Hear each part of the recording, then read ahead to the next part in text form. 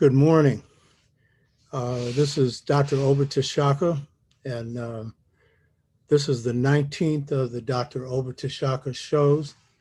Um, Apologize that we had a program scheduled for last week with Dr. Melina Abdullah. We had to reschedule. We'll let you know when that's happening. Um, the topic for this morning is a topic that's dear to my heart, and I think to the hearts of our people as a whole. Um, it is based on the mighty spirit that dwells within each of us.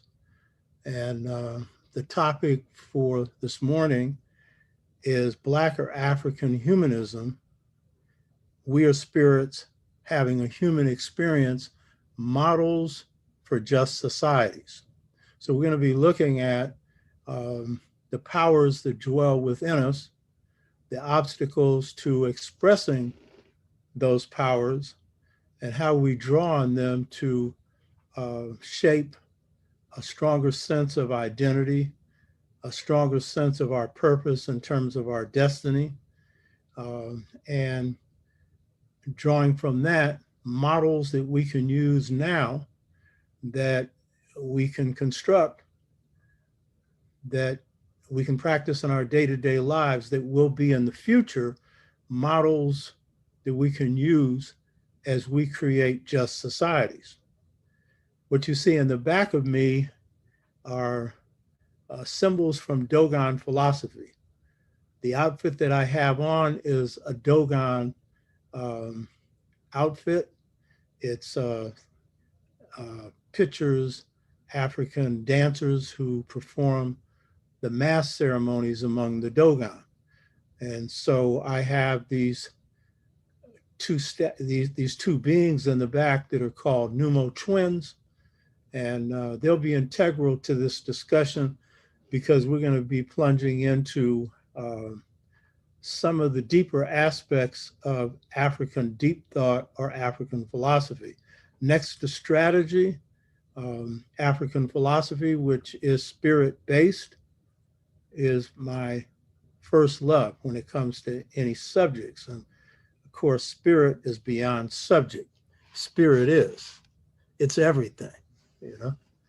So you're in for a ride this morning. The real thing that we'll be exploring is how we can draw from the mighty spirit that dwells within us to gain a deeper sense of self-knowledge. And self-knowledge is really the basis for all knowledge. You can know a lot about everything, but if you don't know self, then you're not even going to know what's relevant to apply or how to apply what you know. And the two selves we're going to be dealing with today is the self of African identity or Black identity, but particularly African identity, and destiny. Identity deals with how you identify yourself as a people. Destiny, in the African conception of things, deals with the gifts that reside inside of each of us. And so it's going to be about how we tap into these two realities. We know we have a problem of tapping into the issue of who we are, that is, as African people, because we live in a world that is controlled by those who have defined us out of history. That's one of the first things that oppressors do, is try and take you out of your history and stick you under theirs. And there's an old saying, those who control the present will distort your past. And so part of the struggle for identity is a struggle for seeing ourselves through our own eyes. That is a struggle for drawing from the best of our past so that we can have a sense of who we are, a knowledge of self. And so we have been trained in the Western world to worship the European through distorted views of their history, their culture, their literature, their art, their science, their technology. And therefore, we are taught to center ourselves on that and to despise whatever has come out of Africa. And we have a lot of Black people that don't want to deal with Africa because they have been presented with a negative picture of Africa. It's not that Africa is negative, but it's the false Tarzan image projected by our oppressor. And so then if you have a negative image of your past, it will give you a distorted and negative image of yourself. So part of the freedom of the mind, body, and spirit is gaining an understanding of who we are, going down to our roots. But many of us don't think this is necessary. And please believe me, we are all that we have ever been. And if we don't know what we have been, then we are almost doomed to either draw on the worst part or draw on an image of us that has nothing to do with reality. And this then puts us on what I call automatic pilot, where once you've internalized someone else's history, thoughts, literature, philosophy, culture, you can be put on remote control and don't have to be told what to do. And this is particularly true of the more miseducated Blacks among us. And we call this stage assimilation. And this is something that in the sixfold stages of mental freedom that we'll get into again later, we have to overturn. And I said before, I was one of those. I was programmed to think someone else's thoughts without knowing it. And that was a part of my awakening, coming to the realization that I had become a remote control, automatic pilot, double O soul Negro. In the piece that I did on the spiritual blues and a few other pieces, I've referred to that. In fact, there's a speech on the militant legacy of Martin Luther King where I make reference to that. And I'm so glad to be beyond that. But we have a lot of people that don't even know they're on remote control because that's the nature of this system. It's like puppetry. You know, you're dancing around and you think you're doing your own dance and someone else is pulling the strings. In this case, the strings in your mind. So this distortion of our identity has had an effect on us as a people. But there's a second problem, and this is the one that I'm going to spend more time on in this discussion. And that second problem has to do with what the Greeks did. We often talk about how the Greeks basically followed Kemetic philosophy. George James's book, Stolen Legacy, argues that Greek philosophy was stolen Egyptian, and we now call it Kemetic philosophy. Kemet meaning land of the blacks. That's partially true. Plato was educated in Kemet, and his best teacher was Pythagoras, and Pythagoras spent over 21 years in the mystery systems of Kemet. And a number of other important Greek thinkers were also educated in Kemet. But the Greeks had their own distinct worldview. And it, along with the Indo-Aryans in India, shaped the foundation of Western philosophy.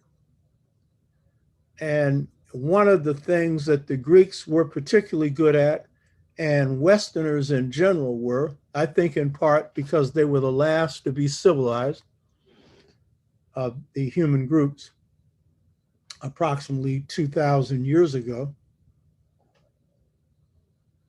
And so they had a material view of reality.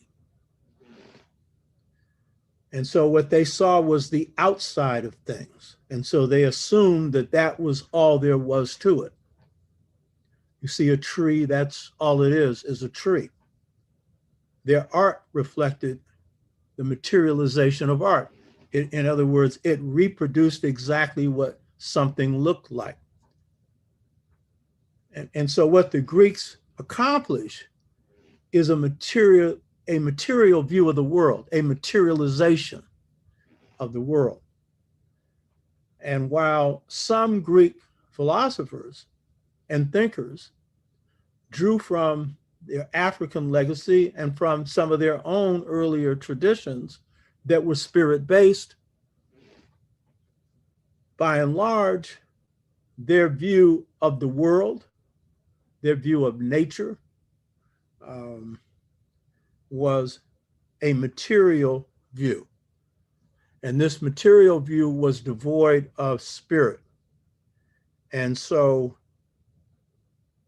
the Greeks succeed so well that today what you see is the Western model.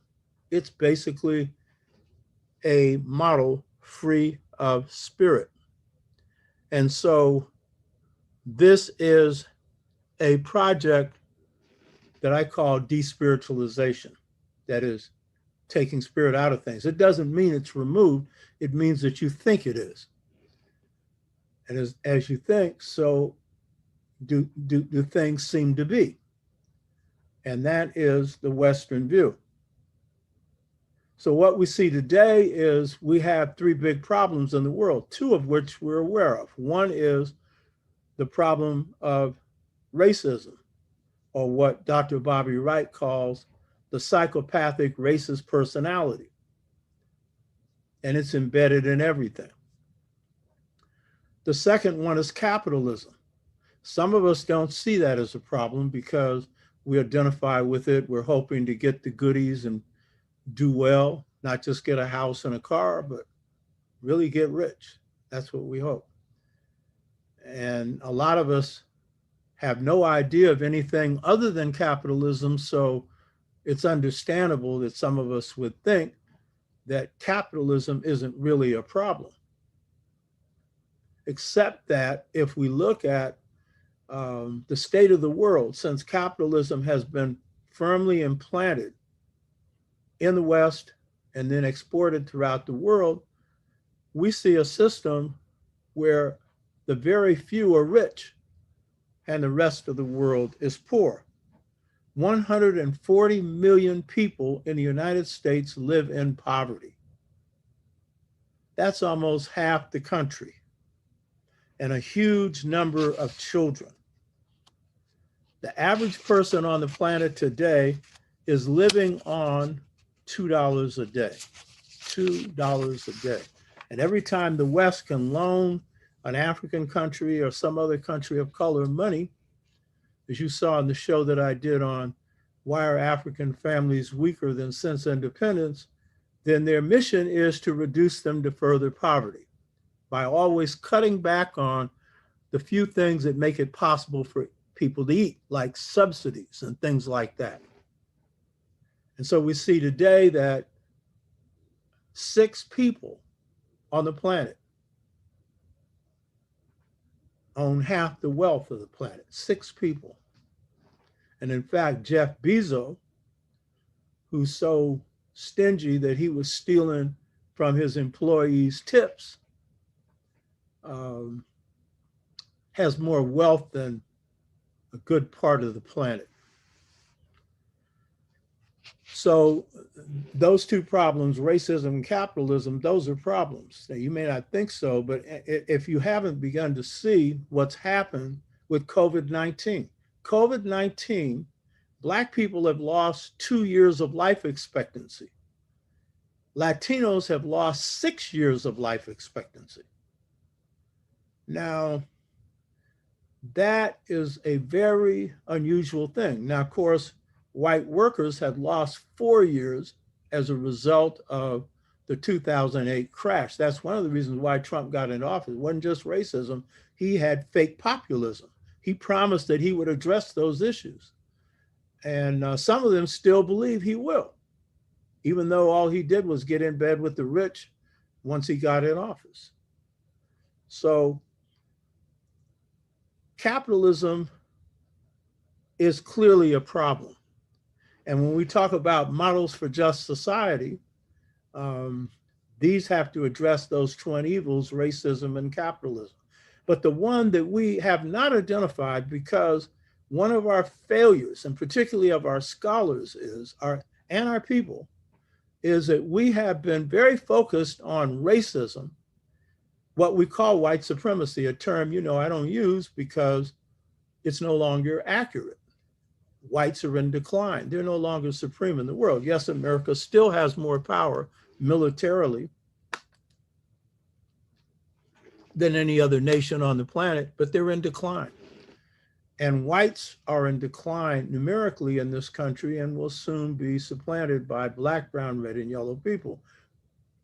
That's the meaning of the defeat of Trump. And that's the meaning of the victory in Georgia, which they're doing everything to reverse now through more gerrymandering, more vote rigging, and everything else. So whites are in a position of decline. And what we have to understand is it's led them to a panic button.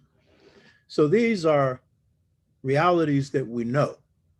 But what we don't know, because we haven't studied the Aryan or European mind, is we don't know their philosophy, except for a few of us. Their scholars know it. Most of us have not studied their philosophy. And European scholars that have see it from their perspective. We see it through the eyes of Africa and the eyes of Afro-America or the Caribbean or South America or Europe, wherever we are. We see them through those eyes, and that's a different view of them than they'll get of themselves, and I think a more accurate view. So the third problem that affects all of humanity, that includes white humanity, is the Aryan mindset of despiritualization. Because as I said before, despiritualization means on the intellectual level, seeing things being devoid of spirit. That is basically what despiritualization means. So seeing nature being absent of spirit, only seeing a tree or animals or inanimates, a rock.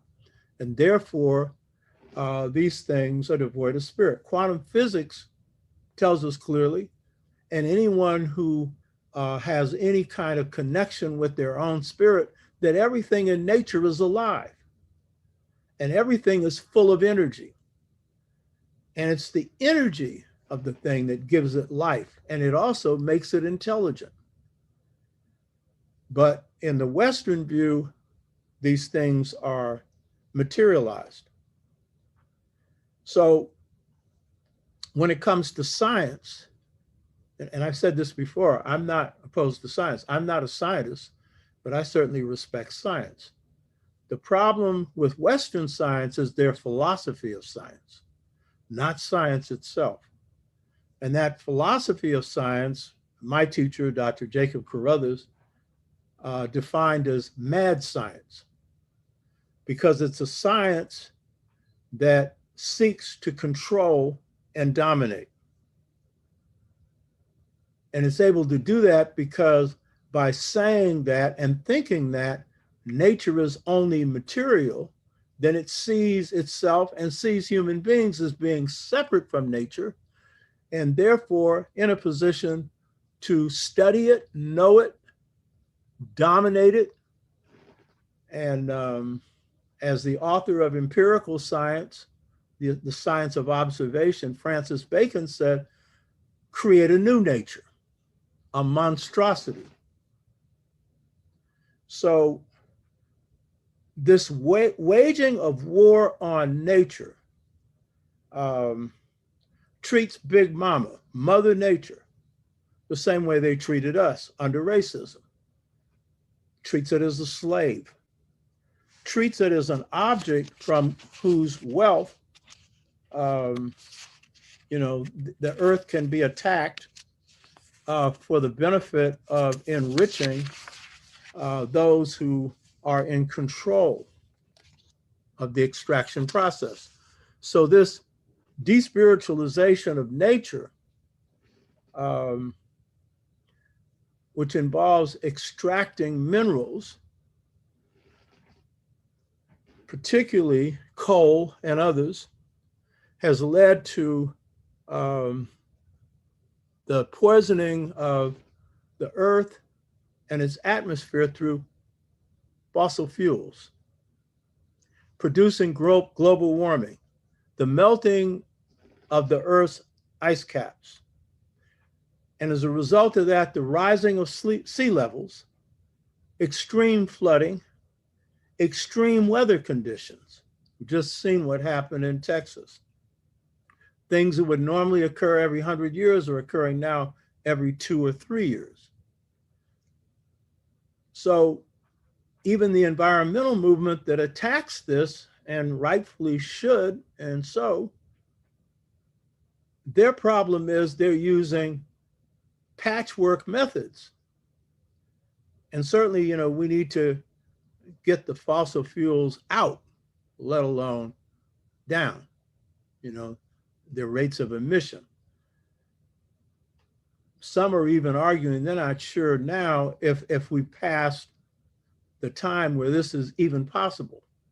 But without a shift of philosophy, of science, then we'll continue, we will continue to see the earth on the endangered species list, which means by the end of this century, this planet will be uninhabitable for animate life forms.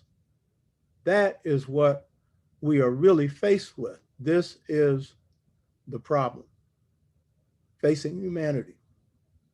So despiritualization has to be put on the list of the top 3 that affect humanity. But despiritualization is really the most dangerous of all of them because it affects planetary existence. So what I'm going to be focusing on today is how we draw from Africa's spirit systems, how we draw from systems that come deeply out of the deepest parts of our roots that have shaped the highest levels of humanity, how we draw on them to save the planet, to construct just systems that can be a part of a just society that is coming into being. And this is something that I think some of you won't get because you think that this system is going to stay here forever. You think that they've been in power all this time, since 1776. Do you know that in terms of the framework of history, that's no time? The fact is that just as demographic shifts are occurring now, where we'll be a majority by 2044 or so, and global shifts are occurring in power, where China is going to displace America as the world's #1 power, and eventually Africa will displace both. This country has pushed things to an extreme. The extreme of oppression, the extreme of wealth and poverty, and that can't stand forever. And no society does. What goes up comes down. And while we are fighting around the issues of police violence and the issues that affect our people, while we are struggling to survive, while we are struggling to live through this pandemic, we need to have a foot in the past and a foot in the future. And we need to be thinking about what can we do to make this place a better place. And we need to especially think about that for our children. And I always say, this is not a 50-yard dash, this struggle we're in. This is a relay race. It's a generational relay race. We're passing the baton on. And so that is the nature of this struggle. It is the nature of being human. It is the nature of how you overcome oppression. And so in this era, in this time, we need to be conceiving of what will be better for our children and for the future and for us today. So for the planet to live, basically, the Aryan or Western despiritualized mind must die. It has to die. To fully, and by the way, it's not only in the interest of people of color, it's in the interest of those who have created this problem. Because if it doesn't die, the planet's going to fall on all our heads. In other words, we're not going to be able to live here. So it is this European mindset, and particularly the problem of despiritualization, that is what we have to really address. The European mindset or European philosophy, we can't go into this today. And in fact, the book I'm finishing now on Seba, which means the inner light, I don't have the full title yet, addresses that. Marimba Ani addressed it in her book, Urugu, when it came to the issue of the Greeks and when it came to the issue of Christianity, that is Western Christianity. But there's a lot more to it that we have not examined. Now, when I talk about despiritualization, what do I mean? Drawing from the Greeks, Western thinkers have all gone down this same road. So we know of Freud, Sigmund Freud, who is the dominant thinker in psychology and psychiatry. I think Carl Jung, among the Western thinkers, was better because he had an appreciation of the spirit and he wrote more. But the one who's had the greatest impact has been Sigmund Freud. And what did he say? He said, we must eliminate spirituality from psychoanalytic theory. And he reduced psychology to a despiritualized system. And I think one reason why psychologists and psychiatrists cannot cure their patients, whatever their disorder is. And I think most of the disorders that people face in the West, paranoia, schizophrenia, delusion, depression, many of these have to do with a sick society. And if you're living in a sick society, it's going to create human sickness. But what's interesting is Africans, Native Americans, and other people of color in their traditional systems can actually heal people who have psychological imbalance. Why? Because they heal the whole person, not just the mind. They heal the spirit and they heal the body. In Africa, they, if there's a problem of mental imbalance, psychological imbalance, they treat the whole family. Why? Because that disorder is going to create a certain kind of imbalance in the family. And if you're going to heal somebody, it's in a collective sense.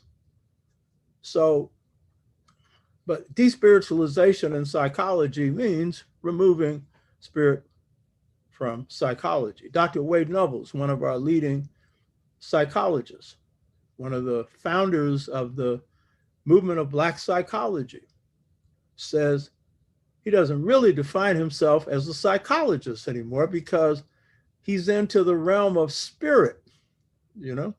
So you need a spirit. If you're going to have psychology, you need a spirit psychology, you know, if you're going to be able to heal people. Descartes, as we all know, created the mind-body split. He had this thing that he calls, I think, therefore I am. By the way, Descartes' statement about I think, therefore I am came from a dream. And that is actually true. You are your thoughts. In fact, thoughts are matter, meaning anything that is material that we have created comes from our thoughts. But coming out of the materialistic, despiritualized Western worldview and philosophy, Descartes viewed this as mind minus spirit, and therefore he creates the mind-body split, separating the mind from the body. He acted like it would be great if he didn't have a body. Well, when you go to the next realm, you actually have a spirit body. But on this realm, the body is the temple for the soul and for the spirit. And so if you're going to deny, you know what I mean, spirit, then really even the mind cannot work appropriately. It's not going to work correctly. So he misinterpreted this, or he interpreted this through the lens of a Aryan or despiritualized worldview. Descartes is also a mathematical physicist, and he is one of many who took a realm of science that is spirit-based or energy-based. Science is basically a advanced science of energy, of waves and particle. But Western physicists have treated energy like it's matter, like it's a material thing. Descartes said he didn't care about what waves and particles were. He simply wanted to know how to control energy so that he could have power. And that power would be a power over nature. And that power would, as he put it, be power over the lower regions, meaning the countries of Africa, Asia, and Native America. So lacking a understanding of energy, which is what everything is made of, then Western physicists are in a bind. They're in a dead end because they do not have a philosophy that explains this. Easterners, if they followed their own system, and too many Asians are following the Western system, too many Africans are, but if they followed their own system, they would probably call this energy Tao, T-A-O, the way, the invisible way of the cosmos. And we could call it Ma'at, the invisible way of the cosmos, which is ethical, which is based on truth. But lacking this, then we have a science that could contribute a lot to the world and has, but now can also follow a destructive course as well. So despiritualization goes to the point, well, as well, of separating the mind from the spirit. And when the mind operates free of the spirit, it operates on the lower plane of greed, of hatred, of power. Nietzsche, who is the best of the modern Western thinkers, because he best describes their mindset, which he described as will to power, ended up in an insane asylum, or ended up insane because he was pursuing the idea that the dominant force of history the dominant value is the will to power. That is the drive to control and dominate.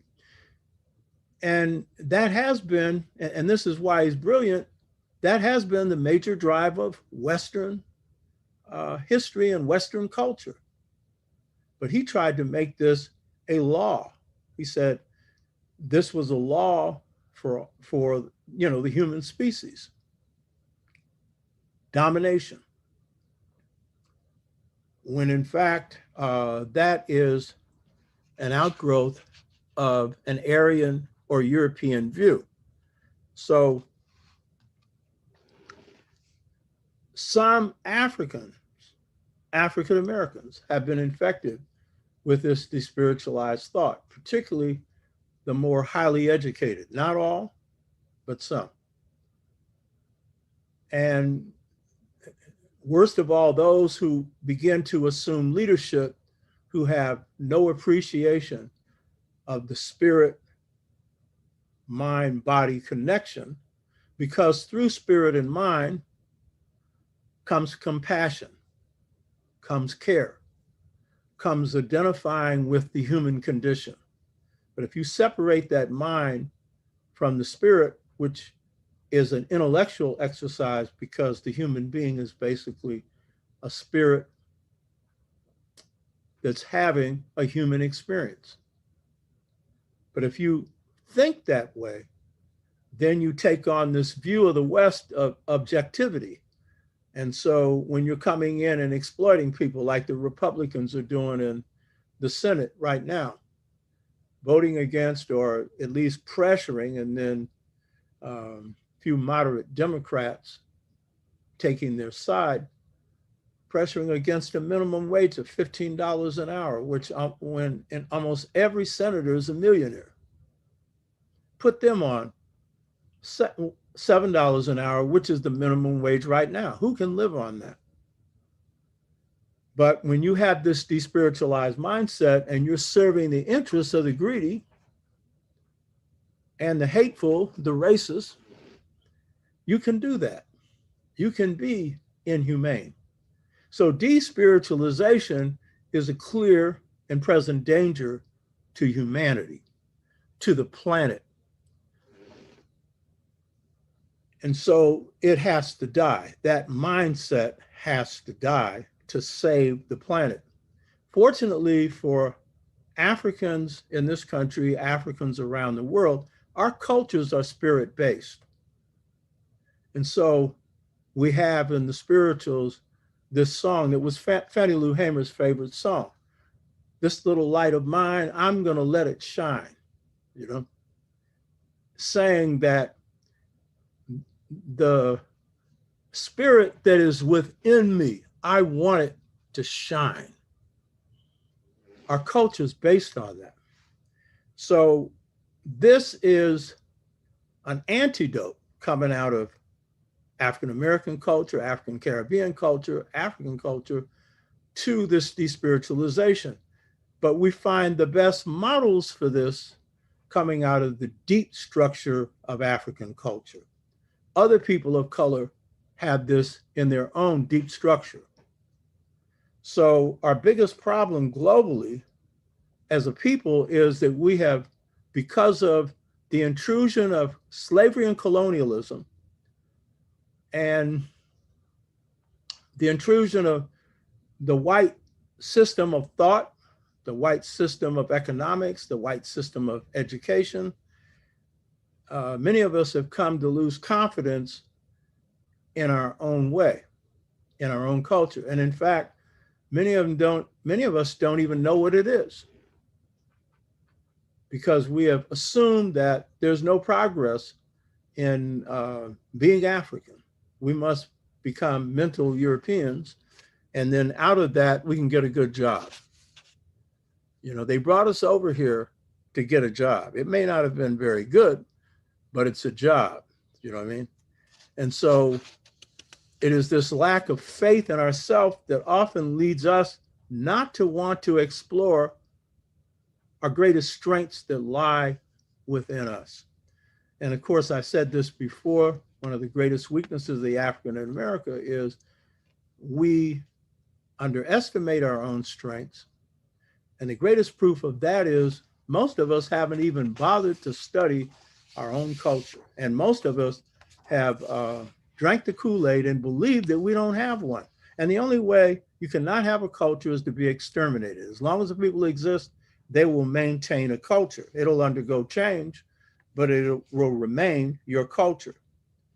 So what we have to understand then is Africa, Africans in the diaspora, we face something that no other people face, not only colonialism, but slavery and the tearing apart of both our homeland and then coming under enslaved oppression. And so as a result, as the great author Chinwe Achebe said, things fall apart. It's our job to put it back together. Had other people of color had this level of attack, they would still be struggling with some of the issues we are struggling with. So it's important that we gain a sense of who we are by drawing on our past, by drawing on the deepest part and the best part of our past so that we can reconstruct a strong sense of identity and a sense of who we are as human beings. Now, so what do we draw from when we're looking for models for just societies? What do we draw from when we're going to gain a deeper understanding of our own humanity? And there are two fundamental sources. And you see behind me these two beings, Nomo twins. Those are the Dogon twins that symbolize the centrality of the male-female, masculine-feminine principle in the cosmos. Dogon philosophy helped reshape me. As I pointed out, this outfit I have on is Dogon, you know what I mean? Because I want to draw on these spirits, especially, but also on African spirits in general. So the two most important systems that we can draw from in both deepening our sense of our identity as Black people and as African people, and gaining a deep understanding of our gifts and our destiny, two most important things that we can draw from is ancient African history going back as far as you can, and you'll see why in a minute, and the deep thought of Africa and the deep thought of Africans around the world. Now, deep thought is the term that my teacher, Jacob Carruthers, used for philosophy. He didn't like the term philosophy. The Dogon call it deep knowledge. And because they're astrophysicists, they are really referring to the deep knowledge that they have derived from understanding the stellar realm and how the stellar realm connects to humanity. They are among the greatest astrophysicists on the planet. And so their conception of the human being, these two figures you see behind me,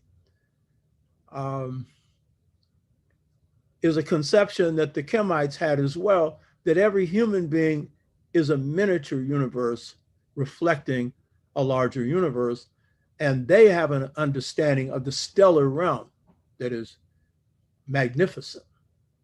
So their deep thought is going into not only human origins, but planetary origins. So the deep thought of Africa and the history going back to the very beginnings are the two most important sources that we need to draw from, because as you're going to see in a minute, they provide the best models. You'll see why in a minute. We also need to draw from the deep thought that comes out of each of our cultures. So since I'm coming out of the New African or the African American reality, then our deep thought, we need to draw from the deep thinkers like Martin R. Delaney,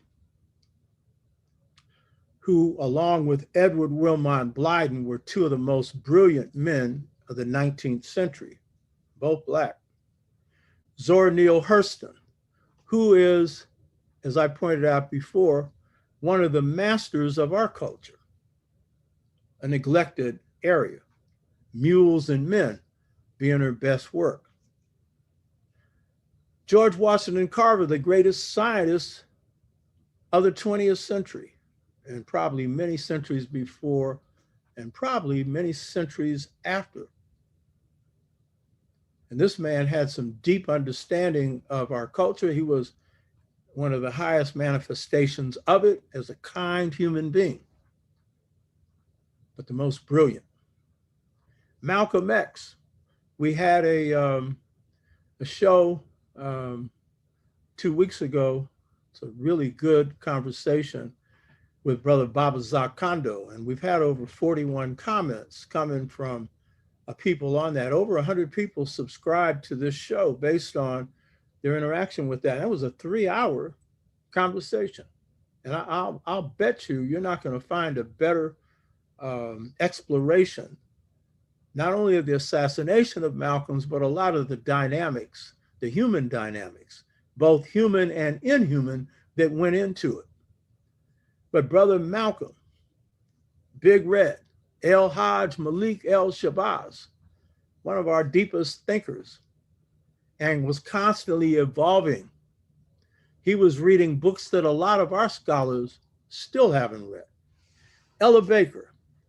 Ella Baker was a situational thinker, meaning her thoughts were in the African frame of reference. They came out of her experiences, and it made it very hard for the system to really understand her because she didn't have a laid out blueprint. So, it's kind of hard to figure out, where's this woman going?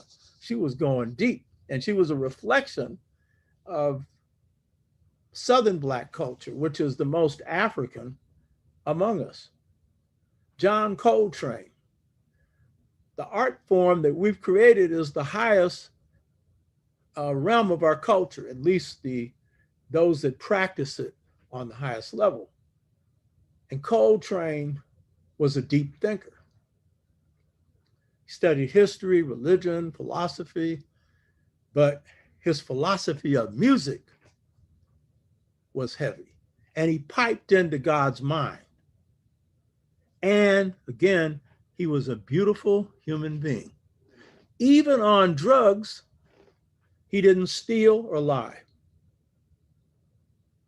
And then Dizzy Gillespie, should read his book, To Be or Not to Bop. That's some deep philosophy in there. Because when you go into the spiritual blues, and then when you go into the blues that are the spirituals, and then when you go into jazz, which is the blues, what you're doing is you're getting into the soul of Black folks, the beauty of Black folks. The best thing that I've done on these shows is the spiritual blues. You should check that one out. That was just like this one is my heart and passion because it's the spiritual blues, baby. Check it out. You hear me? As I pointed out before, the great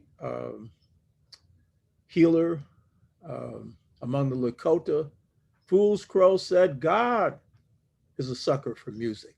And if God's a sucker for music, I can imagine what a sucker God is for Black music, soulful music. When he hears Aretha Franklin, you hear me? When he hears the souls of Black folks coming out in that African voodoo expression translated to America, God has to perk up and tell his spirits in heaven, hey, be quiet for a minute. Let me hear that. Because what does God get out of our creation? One of the things is whatever we create, especially for good, because this is the realm of free will. And so we have choices here. And so when we make choices to create beauty, especially to create beauty out of ugliness, God has to have a special appreciation. We have to draw from the deep thoughts of John Henry Clark, my teacher, Dr. Jacob Carruthers, Dr. Asa Hilliard, Dr. Nathan Hare, who is the father of Black Studies, shaped the curriculum for it. My good friend, who's also a boxer, by the way. I saw pictures of him boxing when I was at Howard in the 80s, and that man could throw a punch so fast, the guy was on the floor. You know what I mean? And Julia here, she's bad. Dr. Sharsay McIntyre, some of you haven't heard of her, you know, great scholar, sister. She did a lot of work on the development of prisons. That was her PhD dissertation.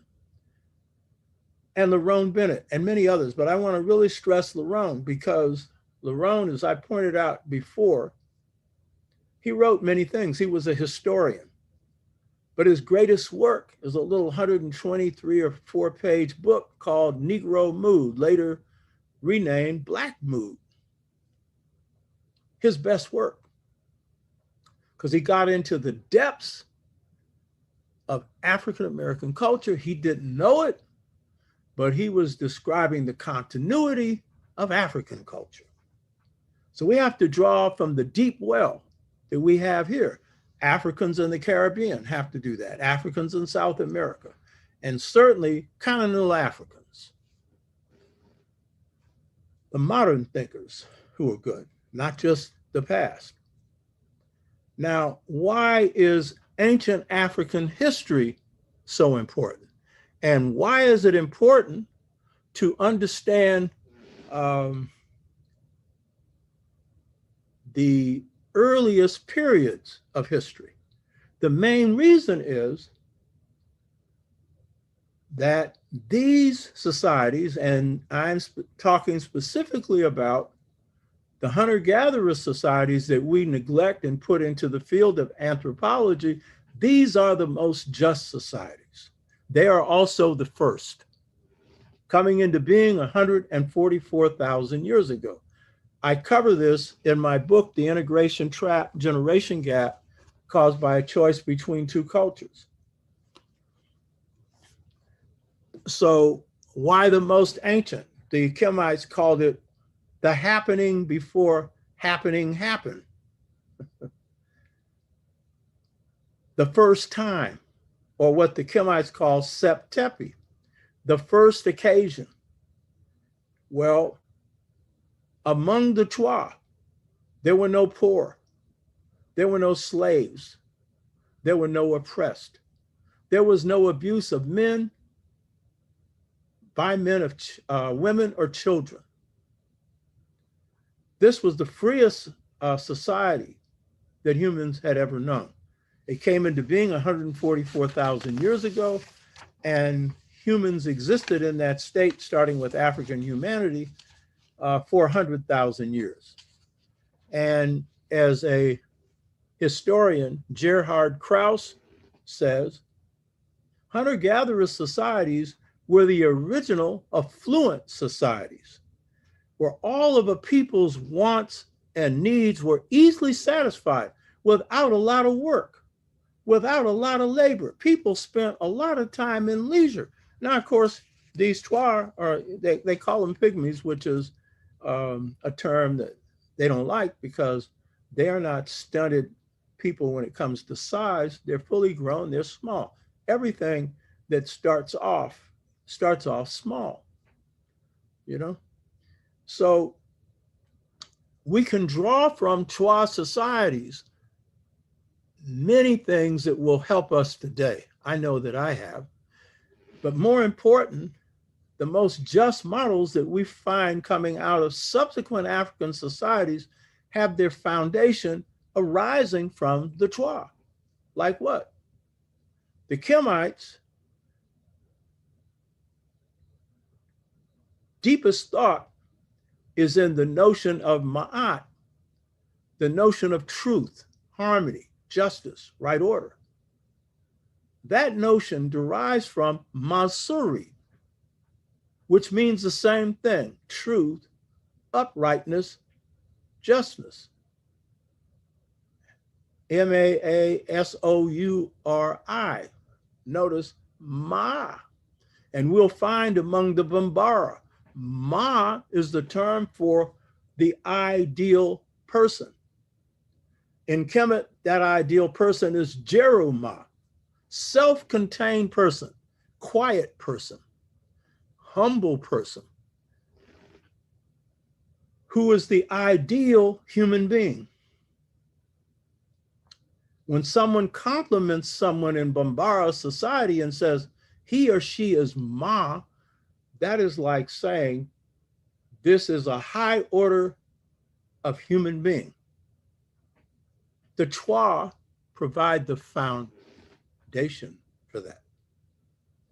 So we need to go back to the beginnings because we can draw some of the most just models from the beginning. In fact, the Chwa would have no trouble explaining what waves and particles are, because when they described God, they said God was the infinite force, a part of which God distributes to everything that God creates. In other words, God's not a material being. God's force. God is energy. As I've said before, I've seen God. God is a beautiful light. And that light is within everyone. And that is the essence of what it is to be human, is to be in communion with that part of God that is within each of us. And that's where real wisdom comes from. The Bambara described wisdom as a light that exists within man or woman. So if we're to look at ancient African history, that is a part that we need to draw from now. And by the way, when you look at Black Lives Matter and they're drawing on Ella Baker's model of group-centered leadership, that model goes all the way back to the Chwa, because it's a model where there are really no singular leaders, as they call it in Black Lives Matter, leaderful. In Chwa hunter-gatherer societies, everyone had a say-so.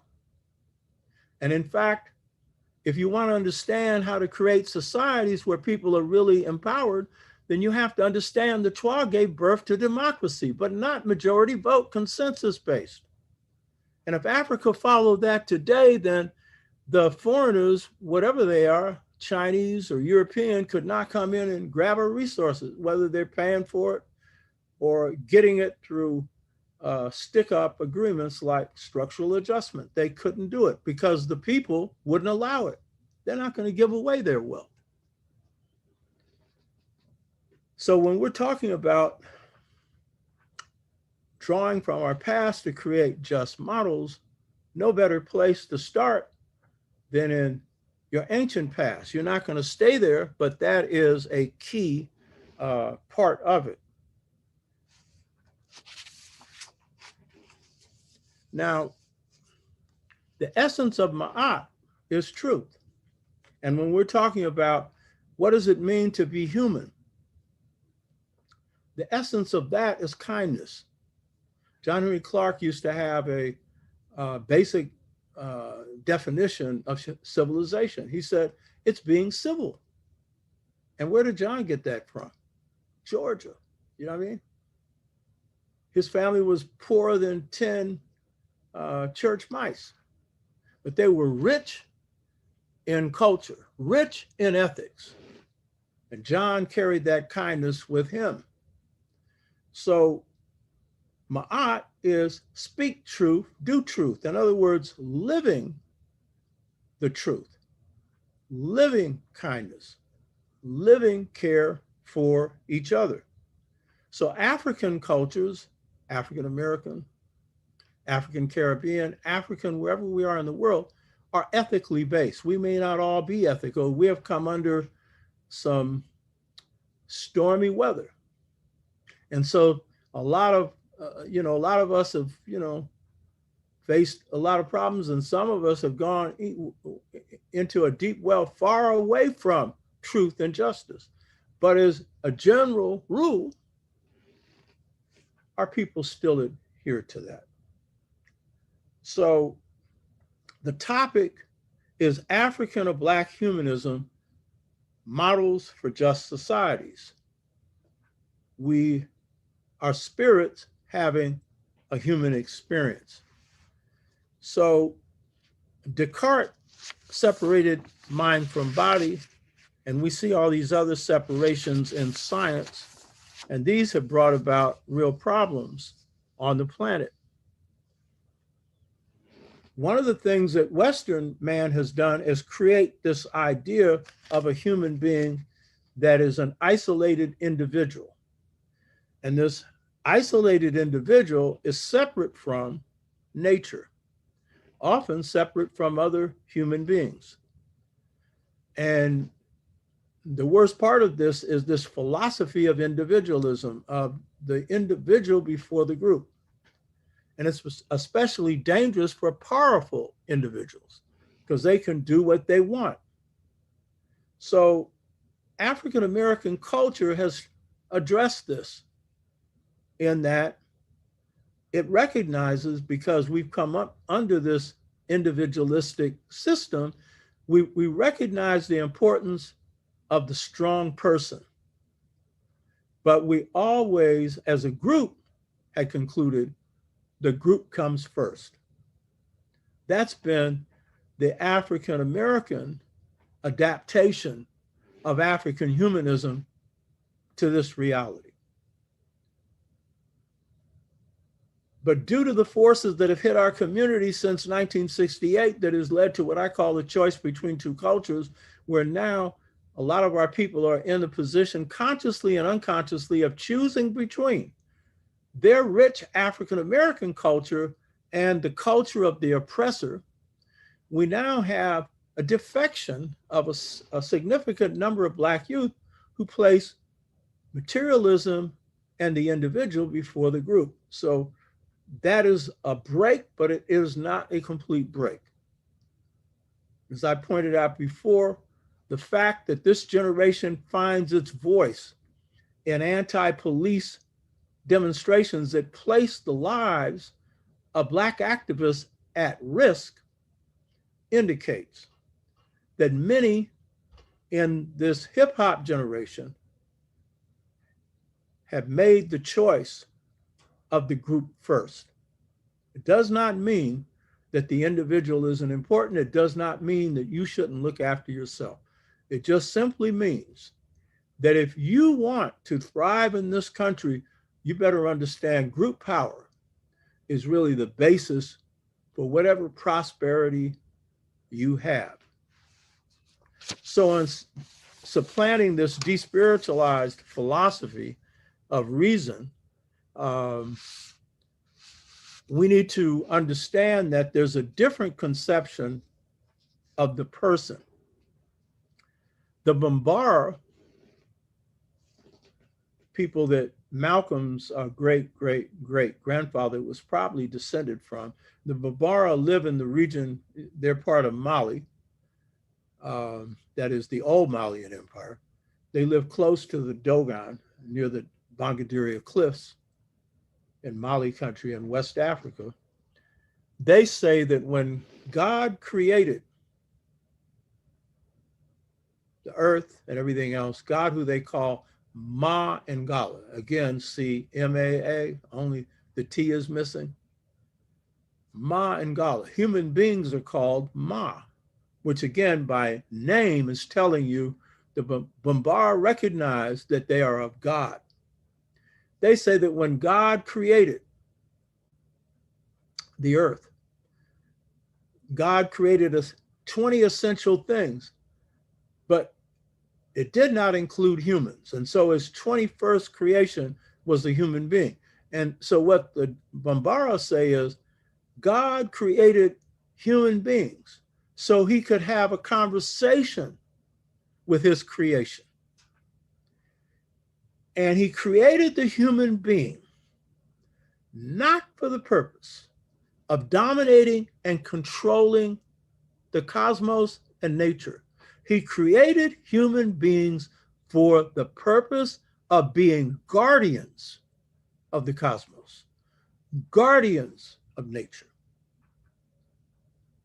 So again, And this is Bombard deep thought. Why are we drawing from this?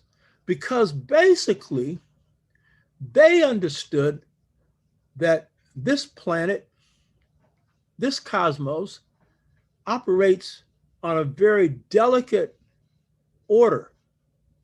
And to maintain harmony, to maintain life on this planet and in this cosmos, then it takes delicate guardianship. And so what is it to be human? It means that we have to prepare ourselves for the task of being guardians of nature, or as George Washington Carver viewed it, healers of nature. And of course, students of nature, because nature has much to teach us. So this is the African conception of human being in relationship to the cosmos and to Mother Nature.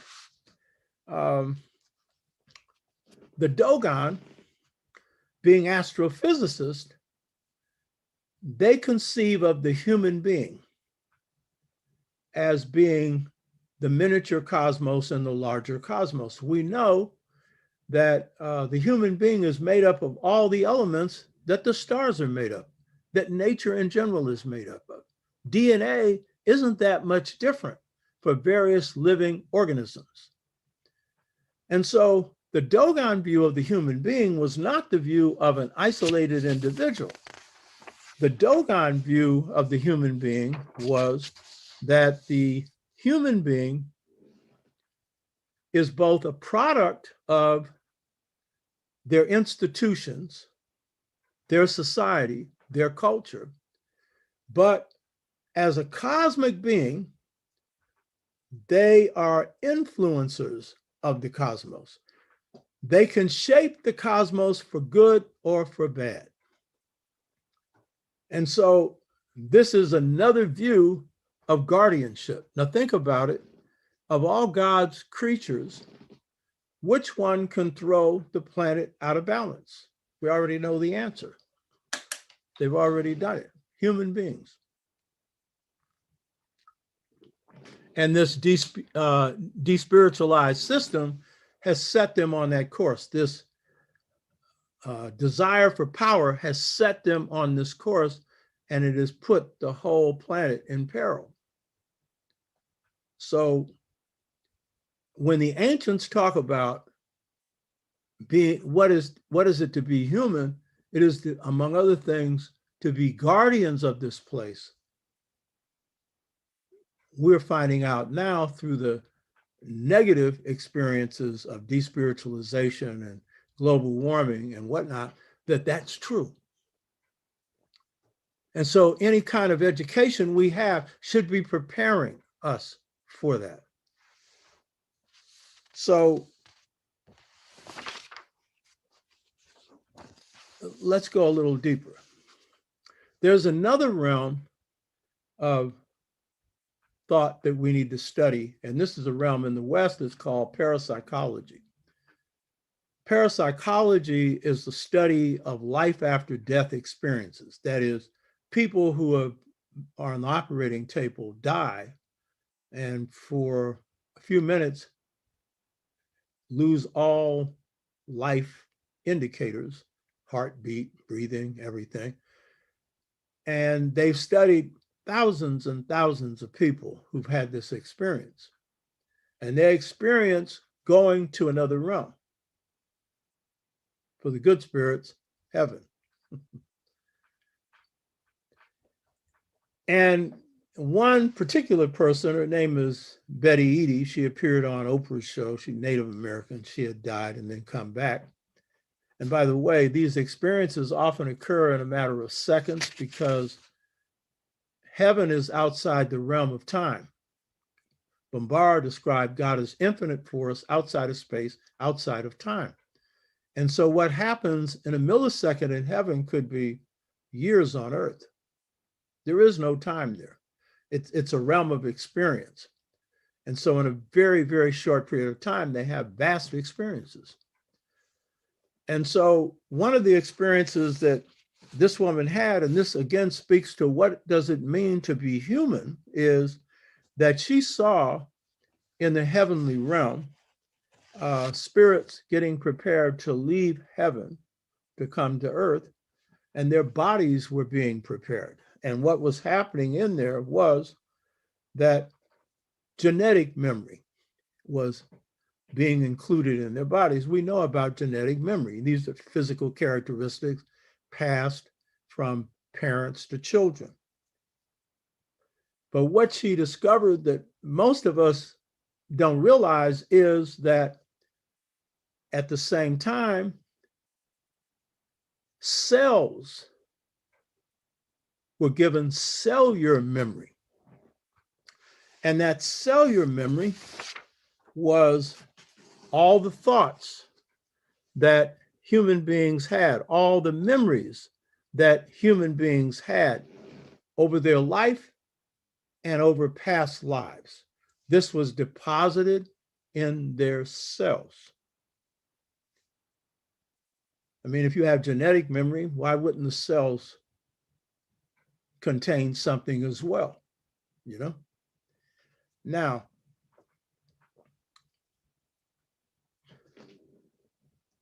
this in part explains why Africans who are torn away from their culture still continue, that is from Africa, taken in slave ships to the Western Hemisphere of the United States or wherever, why they continue to manifest fundamental cultural practices that are African, caring for other people.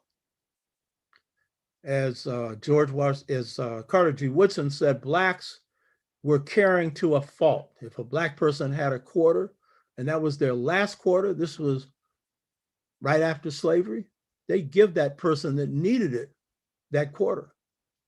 And Black people survived on this because we would feed strangers at the drop of a hat.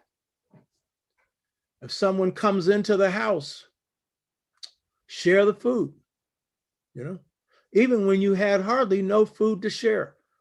That is a part of a sharing ethos that comes out of caring that's deeply African. So some of this could be cellular memory. The belief in spirit, the profound belief in spirit, the need of Africans to have a say-so in everything, this whole democratic impulse that starts with the Twa, that's basic to African people. We don't like anybody telling us what to do. So some of that you could explain by cellular memory. Now you'll say, well, no, but it could be explained by culture. And yet it is, you know what I mean? Because we reconstructed cultures in the US and the Western Hemisphere that had an African foundation. But how do you explain to George Washington Carver, who was raised almost wholly among white people, except for a few people in the household of his master, Carver, And George Washington Carver manifested the highest qualities of African culture. He was so humanistic, he didn't care about money. He was about helping other people. Kindness beyond expression, almost. And he had some of the deepest understandings of how the culture worked, cellular memory. Now, think about this. We talk about post-traumatic slave syndrome, and no doubt, the legacy of slavery lives on in us. There are behavior patterns that clearly derive from slavery, including the use of the word, that N word, you know what I mean? But a whole lot of negative patterns and some very positive ones. So, we know that that continues. Now it's 400 years, because now, this system acts like you're still a slave, the way these cops treat you, the way the society does. So that's 400 years. But then If there's such a thing as cellular memory, then it means there's another 144,000 years in you. And that is like at the core of your humanity, along with the cultures that you've recreated, along with the deep thought that comes out of the systems that you have created. So this is another reason to say that when we dig deep into what it is to be human, spirit is at its core. And we know something about cells. Technically, the way our cells are constructed, we should be able to live for almost forever. I mean, there's no limit on how long a human being can live. But of course, we know there is a limit on this planet. But what's interesting is that enslaved Africans often lived to about average age 50, 55. But many lived to 120, 123. My great aunt lived to 120, you know? Telling you there's something else going on in those cells. And you definitely don't have to drop dead at 70 or 75, which is the Black life expectancy is shorter than the white one due to oppression. But within your cells, there is an unlimited capacity, and depends on how we handle ourselves and the frame of mind that we're in and the health practices that we maintain, then, our humanity can be preserved for a long time. And so part of it is in your hands. So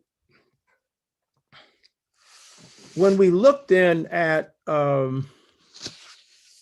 what it is to be human, parapsychology and many African philosophical systems say this: when God created the heavens, God created multiple cosmoses. That is, the Dogon say 10, they mean many. They say, we as spirits were there with God, aiding God in creation. Now you say, oh, really? Thought God did all of that in a few days. And how could we do that? Well, we're of God as spirits before we came to this earth. If that's true, and even if it isn't, we know the essence of being human, aside from being kind, aside from pursuing the truth, which is the essence of being human, the core of being human is being creative.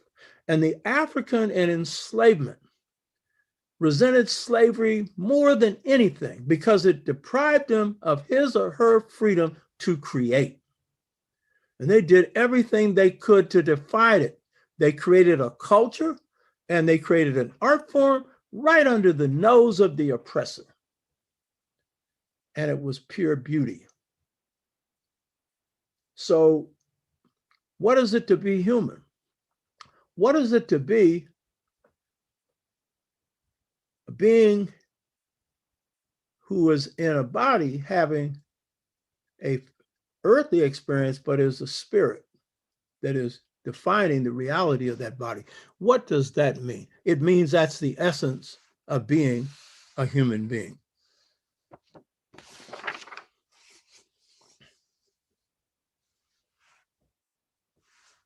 So the essence of being human is about trying to create something that will be useful for ourselves and for humanity. So in a condition where we're oppressed, the real challenge is for us to fight that oppression and defeat it, but in the midst of it, prepare for this world that we're going to create.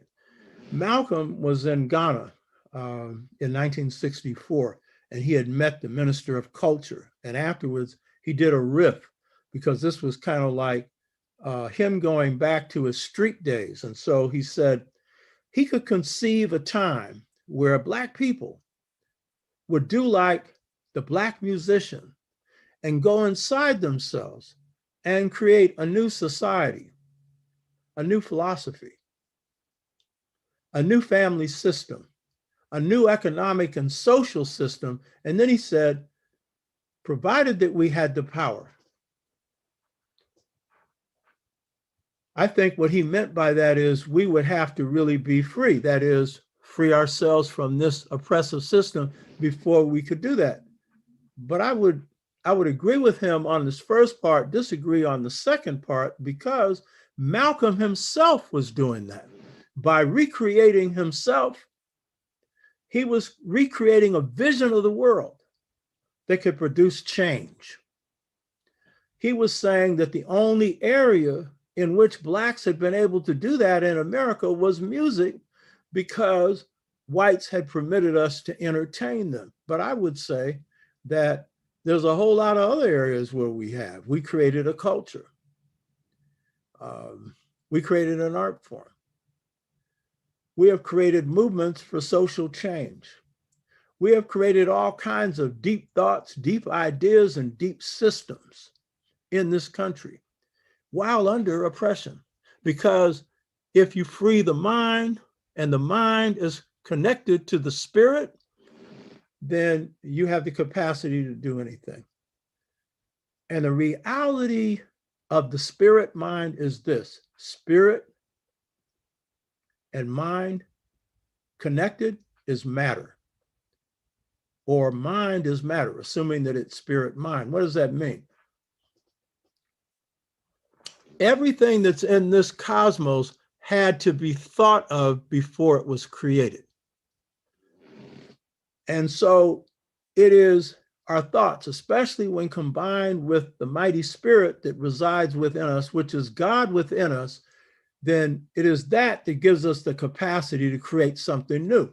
So creating new music is a high order of creativity. That same order, that high order, enables us to create a new society and a higher order of a human being.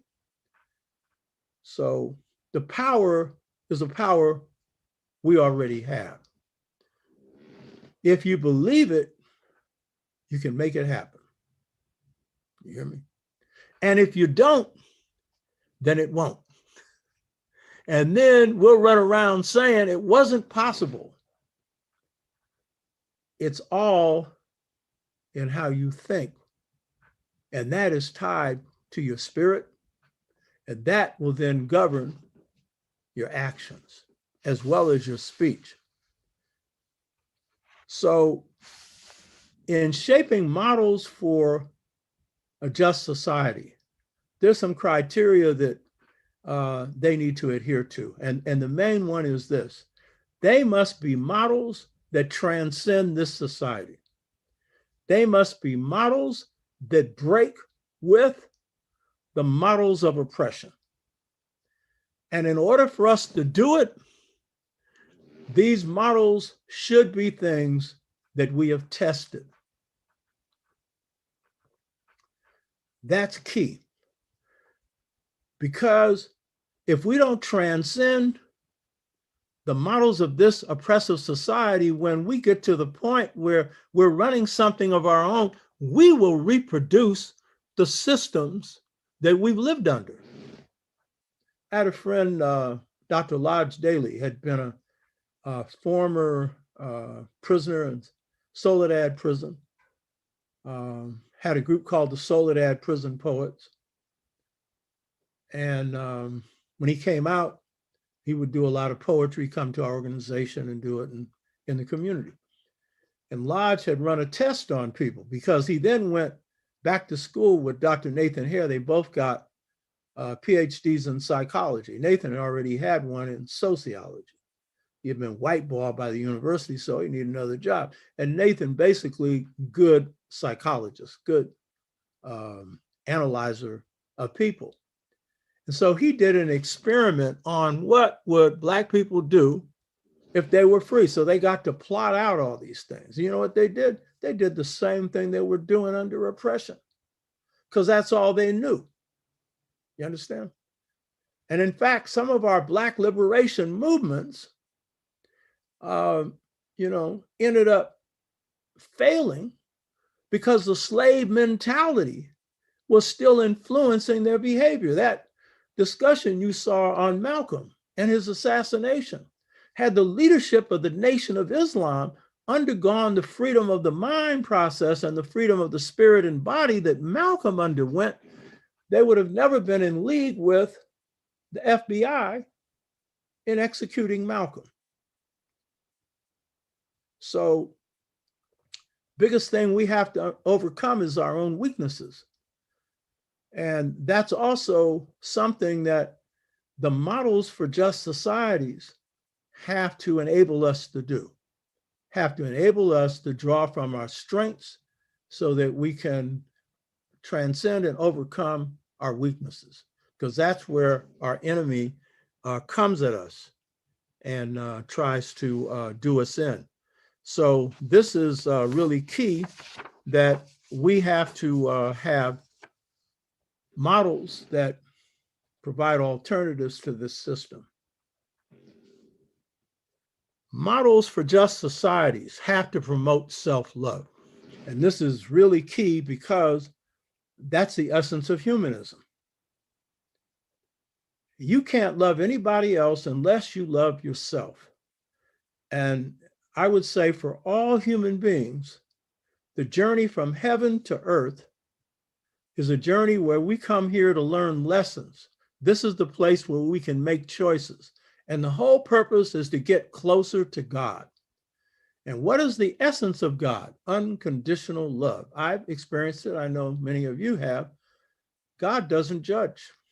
And in fact, when you pass on to that other realm, it's your car that's going to judge you, your destiny. It's got a record of everything you've done. And if you look at, again, parapsychology, there's a lot of people have gone to this other side, talk about this, period where a spirit goes through a memory of everything they ever did, positive and negative, and how it affected other people. That's judgment. They just got a chance to come back to clean their act up a bit, so that if they were tilting in the wrong side, going to that fiery place, maybe they could save themselves. But if they were good people as well, they got to see what that process was. So contained in you is the memory. You have cellular memory of everything you've ever done. At judgment, there's a memory, and we'll go into that in a minute, that you can't hide. You can't get up there and lie, say, I didn't do this. Your own spirit's going to testify on your behalf. That ain't God. So the systems that are models for just society, they have to be based on love. And they have to instill that, encourage that in the human beings that are the product of that society. The models for just society have to be models that we can apply now, not just something way off in the future, because it's the testing of it now that will enable us to understand that when we apply it in the future, when we're in control, when we're running societies, that it works. And so this takes us out of the Western system. See, despiritualized thought also leads to what's called the theory. And the theory is a guess. It can be right or it can be wrong. But models for just society have to arise either from practice, where we have tested things and see that they work, or from piping into God's mind, who gives us whole answers to problems that we then apply, or through good thought that we have tested and discard what doesn't work from what does work, and it promotes justice and the well-being of human beings. So this is important. The other thing about models for just societies is they must provide models or paradigms for victory. And that means that the models need to come out of victorious struggles. But don't get me wrong, we learn a lot from our mistakes. So a lot of times correcting mistakes, that's some of the best stuff that we get. because we're basically here to learn from our mistakes, learn from our errors. We're basically here because we realize in heaven, there were some things we hadn't learned in previous incarnations. I know some of you don't believe in past lives, but you think about it. If the purpose, one of the purposes of this journey of spirits having a physical experience is getting closer to God, do you think you're going to get close enough in one lifetime? I don't think so, you know. And in fact, if you look at your strengths as a person, those are usually the lessons you've learned. Those are the things that you do well. And in most of those who have studied this realm of life after death, they say very often we come back doing some of the same things we were doing before, because meaning profession or something, not always, but sometimes. And that's because these were lessons we learned before. But the real thing about life is not the things that you already know. It's those things you don't know how to handle. And that is taught to you in what's called in the classroom called life crisis, when your butt is brought down to the ground. And when you are screaming and hollering, why me? And you're doing that, as the Buddha said, because you don't know how to handle the problem. And that's because you didn't learn the lessons in past lives. And so that's what we're really here for. So weaknesses are a pathway to strength. What we don't know is really why we're here, to grow. And this whole life is a gigantic classroom. And so when we're talking about shaping models for just societies, it is in essence to create the best human beings possible, to create situations where we can have some life of enjoyment expressed through love. So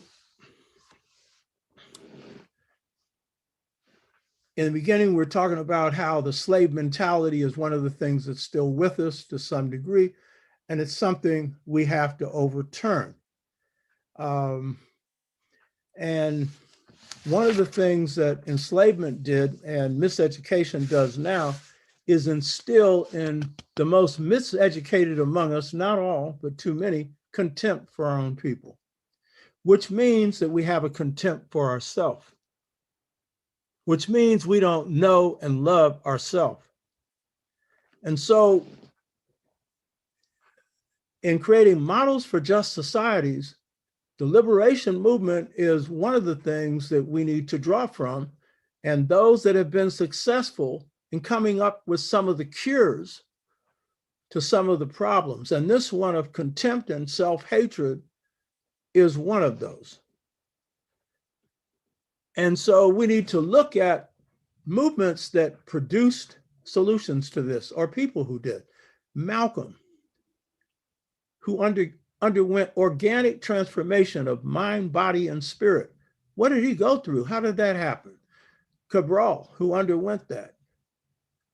A number of us underwent this transformation in the 60s, but the majority did not, or they only underwent partial transformation. And so to restore a sense of self-love, it requires that we undergo an immersion experience where through mind, body, and spirit, we undergo a life, death, rebirth from the mind of negativity, for those of us who have it, self-hatred, arrogance, disrespect for self and people, to one where we come to a state of humility, of self-knowledge, self-respect, and self-love that leads to a transformation. You've heard me say this before, that this show is grounded in the sixfold stages to mental freedom. That is a brother named Vulunlela Waboga and I, we categorized these stages. I've added something to that. And I learned a lot from Bulin Layla, who, by the way, is a chemist, a martial artist, and a musician, plays piano, a very creative brother. And so Malcolm had gone through this process, but he couldn't tell you what it was because he was too close to it. And I couldn't either when I was first going through it. It's an experience. So even when we'll go through the explanation of what the stages are you go through when you're waking up, that isn't sufficient because that is a despiritualized, intellectualized explanation. You have to experience this. This is a transformation. As I said before, in African systems, to know the truth, you have to be the truth. It's a process of becoming. It's a process of transformation. So that guy that you see in the back, Amilcar Cabral, one of the best leaders, the best leader, I think, best thinker, best organizer of any leaders in the 20th century. And the main reason is he was gifted, we all are. The main reason was because he had undergone this transformation. He said, we decided to be African, but it created a mind, spirit, body transformation. We often think of transformation as being political education. That's a part of it, but that's not the main part. Remember what Assata Shakur said about the Black Panther Party. We knew more about Mao and Marx than we knew about Harriet Tubman, or Nat Turner, our own history. You know what I mean? So this transformation is going into the depths of our souls. And as Malcolm said, drawing on a philosophy, changing our philosophy, our attitude pattern, thought pattern, communication pattern, and behavior pattern, from negative to positive. For him, from hustling to being a freedom fighter, from being slick to being smart. And I've often said, if you looked at Red, the street guy, he got to be so slimy looking that you wouldn't want to have him in your own house. But when you saw the transformation that he underwent, it was spiritual. It was reflected in his physical deportment, his communication, and his action. So this system is crucial, but it is especially crucial for leaders. It's for all our people.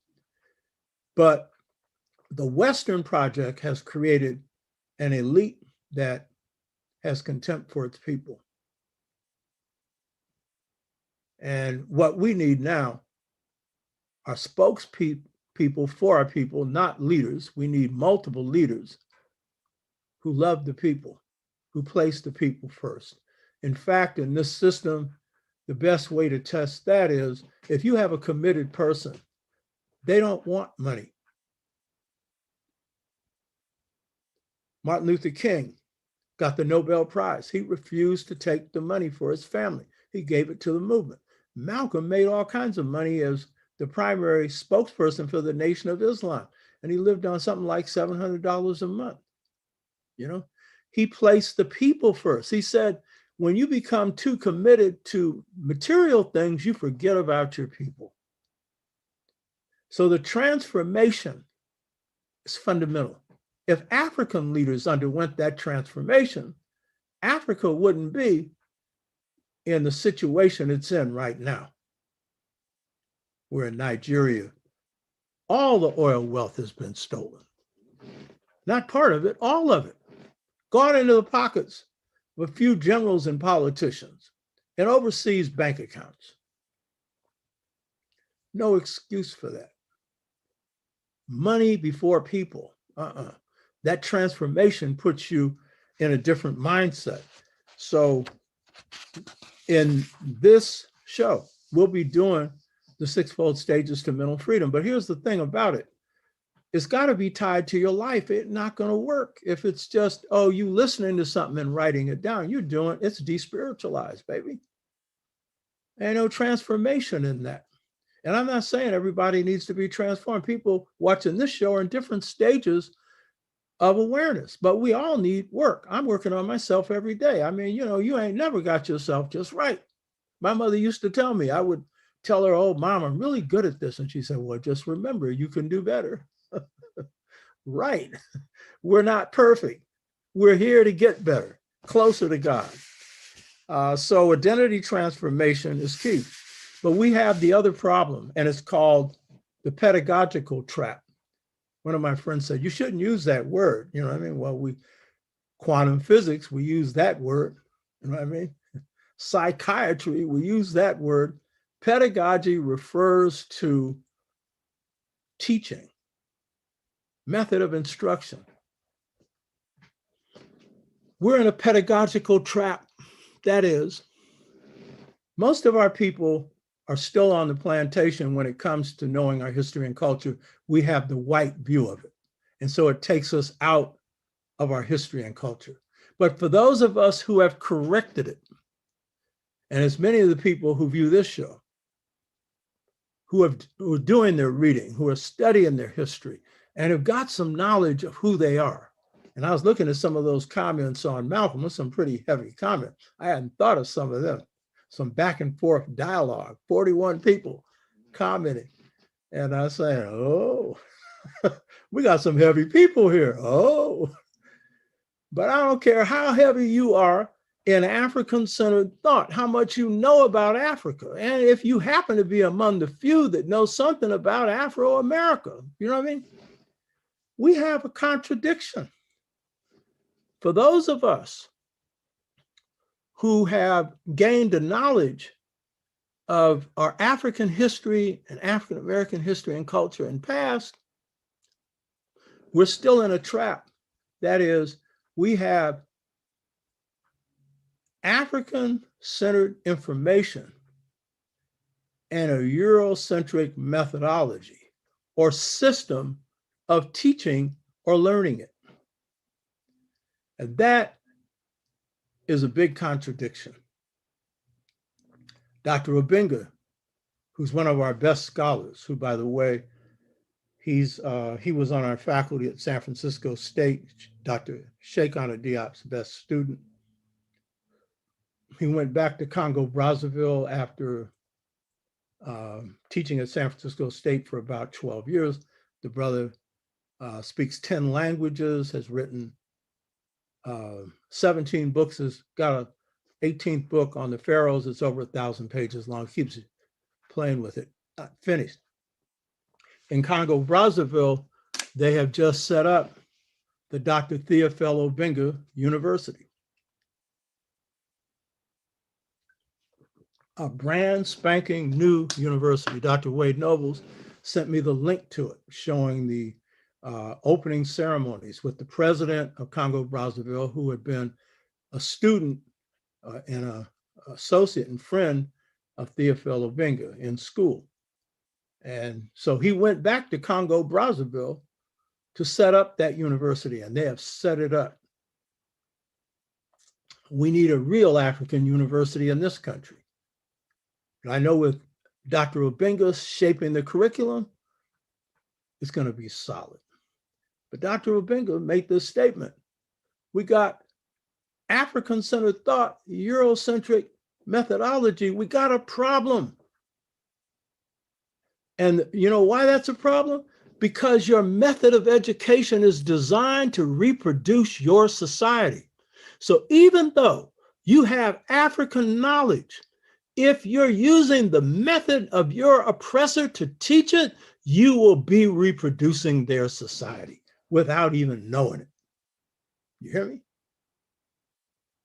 Paulo Freire, who wrote the book Pedagogy of the Oppressed, defined the essence of the Eurocentric system of education as a banking system where teachers deposit information into students, And so he constructed a system where he could have thinking students who dialogued and who had a say-so in their teaching. And that was like turning the student into a teacher, which is a good thing. And that is the essence of teaching, is being a student. Every good teacher is a student. I used to take notes on what my students said. I got reams of notes. So that's the problem. You know, again, despiritualization, the student is treated as an object. So you pour information into him. The problem with Paulo Freire's solution is that while he's democratized it, he did not address the problem of despiritualization. And so you end up with mental Europeans. In this particular case, people being able to dialogue with their teacher and even to teach what they're learning, but at the same time, there's no transformation of mind, body, and spirit. And I'm not knocking him because he did the best he could do with what he had to work with. So the key to this is, and this is what my book now on Seba, which is the Kemetic term for education. And from here is part of the key, because there are a number of different ways that this method of instruction works. Seba means star. And it's a 5-pointed star that looks like a human being. And so what it is saying is that the student is a star, not Hollywood, heavenly. We're talking about we're the microcosm of the macrocosm. We're the smaller cosmos within the larger cosmos. That is based on that assumption. And so to break this mold, you're going to have to put the spirit back into the educational process by understanding that every human being has a light within, and that particular stellar light are the gifts of that student. The Kemites call this light Ka. The Yoruba call it Ori. The Asante call it Kra. The Igbo call it Chi. It all means the same thing. On the plantation, you had diviners. We were not Christians for a good reason. A, they enslaved us. 2, these diviners were our priests. And the main thing they did for enslaved Africans was to allow them to consult their destiny, give them some idea. Well, I'm planning to escape tomorrow. Will I succeed? And if you see a problem there, how do I get around it? They never told the people who interviewed them for the work projects administration that was why they used divining. They said it was to avoid whipping. They all had the same story. Anytime you get Black people telling the same story, they're putting you in the cotton. I know it, you know what I mean? And so if you're going to break this system of miseducation that is not only based on misinformation, but the method of transmitting it, then what you have to do is appreciate the nature of those you are teaching. And what you are teaching is a spirit who's having a physical experience, who has special gifts. Now, what the Kemites said was, instruction is a process of opening the door. What they meant by that is opening the door to the light of the student. Not depositing information, even though there's information in education. That is not the primary purpose of education. George Washington Carver said, you can't teach anybody anything. You have to bring out what is within. That was the African in him, encoded in his cellular memory. But he knew that because he knew his own gifts. He knew that when he went to school, he was just getting some additional tools to add to the gifts he already had that already made him exceptional. Had he not gone to the best agricultural college in the country, he would have still been George Washington Carver. Because as one of his teachers said, he had this great intuitive affinity for animate and inanimate objects. He said they were his friends. And what he meant was they talked to him. They saw he was a friendly spirit out to help them. Everything that God created is spirit. And so this student, every person has gifts, gifts you brought from heaven. Those gifts are the thing that you picked in heaven, in the presence of God, so that when you came to earth, you'd undergo trials, and those trials would test you on the things that you needed to learn better. But the main thing is you have these gifts, and if you pursue these gifts, they are the basis for you making the best kind of service to humanity. And that's what the human being is here for, to use their gifts to serve a cause greater than themselves. So to break this methodology trap, then what we need to do is to provide a system that recognizes that every human being has gifts that we call the ka, which literally means destiny, but it's the gifts that you have that if you pursue them, they will play a major part in shaping your destiny. So the best thing a teacher can do is search for the students' gifts and encourage them if they don't already know them themselves. And if they do, encourage them in what they're pursuing. Help them. Give them the information that will help them cultivate those gifts. The greatest joy in life is knowing yourself, your internal self, and then pursuing the gifts that arise from that. And in pursuing it, helping others. And that's the real joy in life. And so my book on Seba is dealing with this on a lot of different angles, because there are about 3 different ways that you do this in our culture. And we preserve this in our culture, by the way. We ain't got no culture. Africans in America carried from Africa the system for mastery that's the same as the Dogon.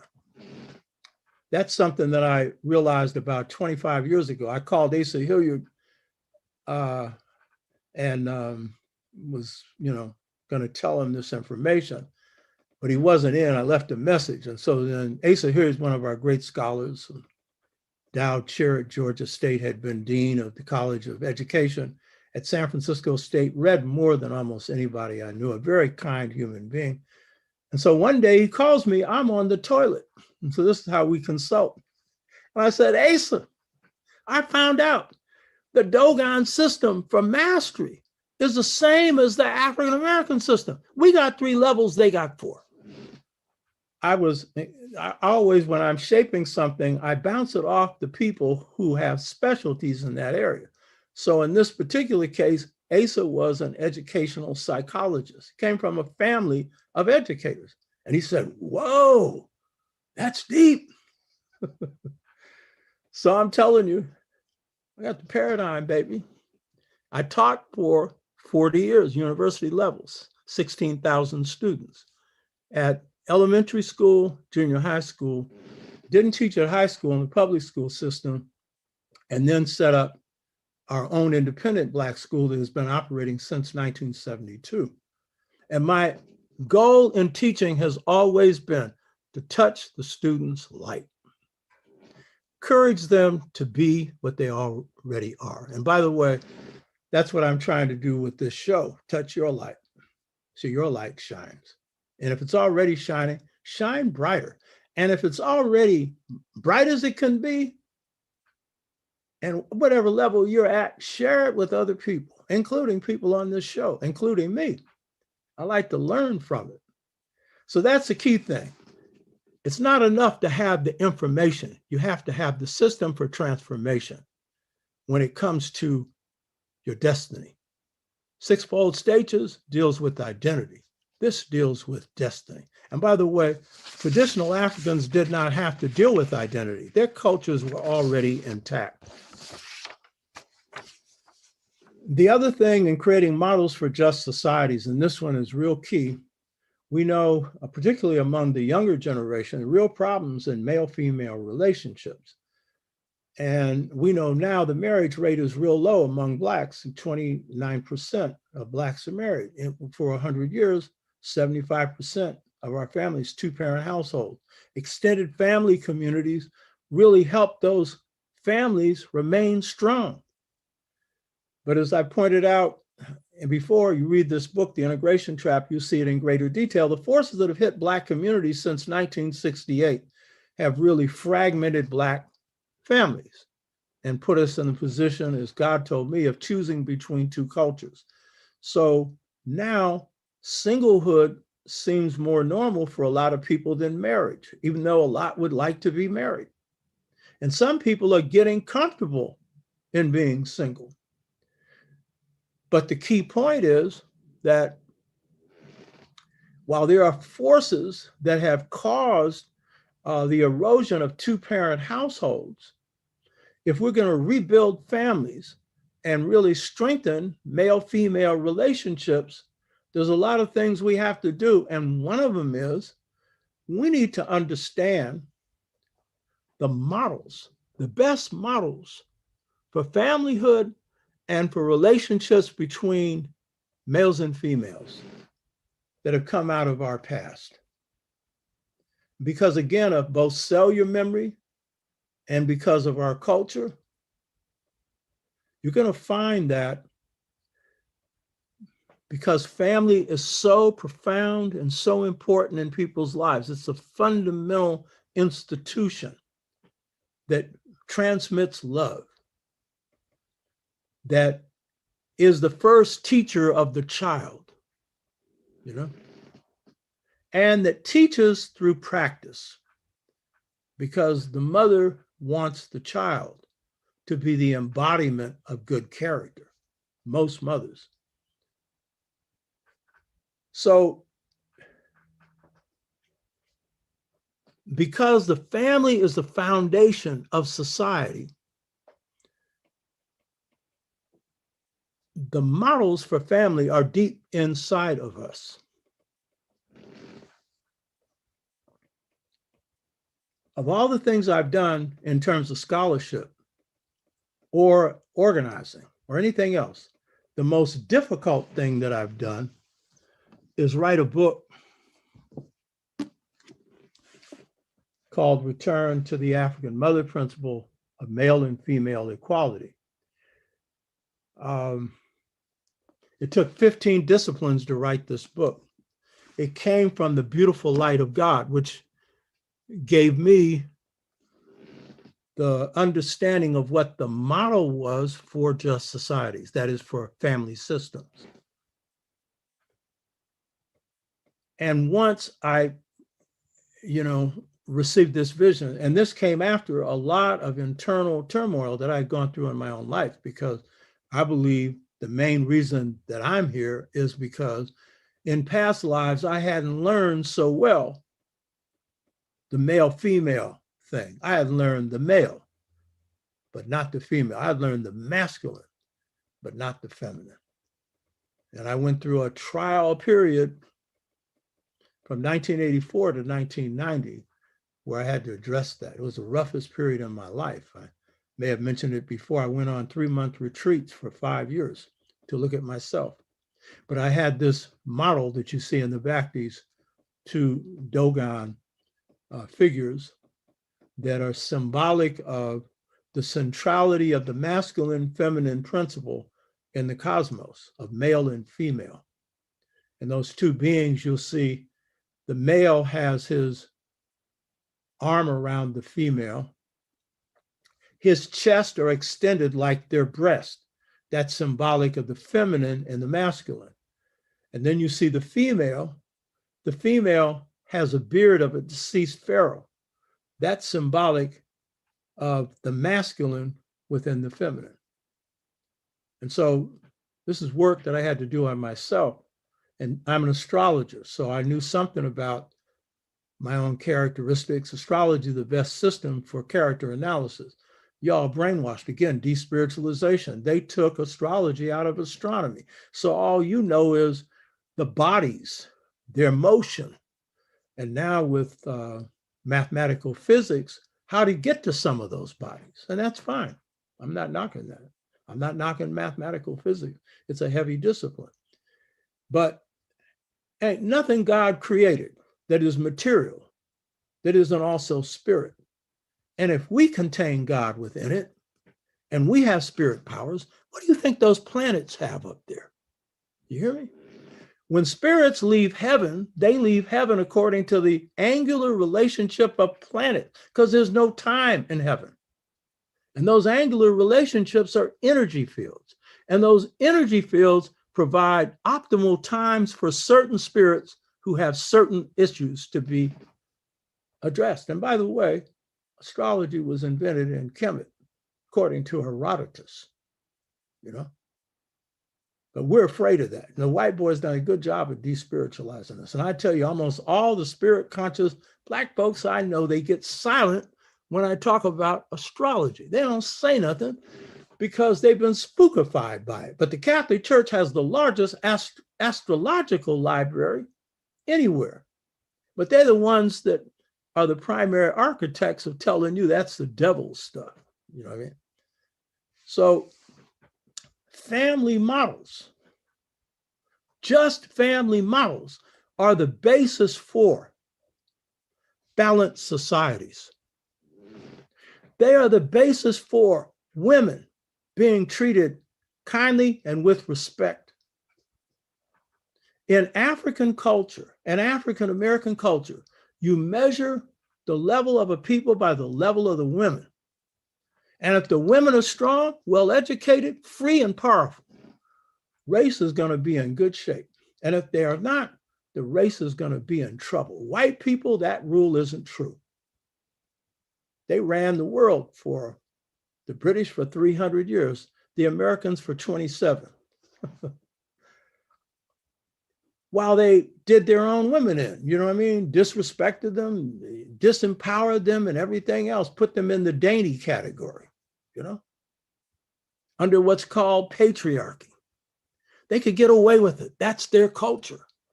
It's not a ethically based culture. It's teleological. It's use-based, meaning if it's useful, it's good. So that could work. Doing women in can work in their culture. How much longer it can work is another question, but it can't work for us because one is not going to progress unless the other one does. And as I've often said, in Africa, Africa is going to progress. The most important thing you can do is empower women. Empower men too, but women. Because if you give women the opportunity to have a business and make money, it's going to their children. You have the man, no telling where it's going. Might go to his family, but no telling where it's going. So what we have, fortunately, because after receiving the light, I discovered the paradigm or model for African families. This book is considered a classic. And we'll talk about it. But you find it in the successful Black families today. The Black families that really work well, they won't call it what I call it, but they have that relationship. And no relationships are perfect. And under oppression, things get messy. You know what I'm talking about. I'm not romanticizing any of this. But the fact is, that model is deeply embedded in our culture. So to create models for just societies, we must do what no revolutionary movements have done. They have all ignored the family. You know, the one in Russia, the one in China, they take the one in Cuba, they take the family system for granted. And so in these societies, women continue to catch hell. You know, so if we're going to create models for just societies, then a key thing that we have to do is we have to draw up those models and look at our family systems and see where are we in line with this and how can we get better in line. And I'm telling you, the Black families that work, they don't know that this comes from Africa. It's in them. They're practicing that. And they got problems, maybe not that much. There's a lot of rules to relationships. And by the way, in this show, we'll be getting into some of that. You know what I mean? The dynamics of relationships, what creates really the basis for good relationships and good marriages. The final one that I'm going to deal with here, models for just societies. We said that capitalism is one of the three biggest problems. Is how do we create societies where you don't have rich and poor? How do you do that? Now, we've had revolutions in the 20th century that proclaimed their desire to do that. And they generally called themselves socialists.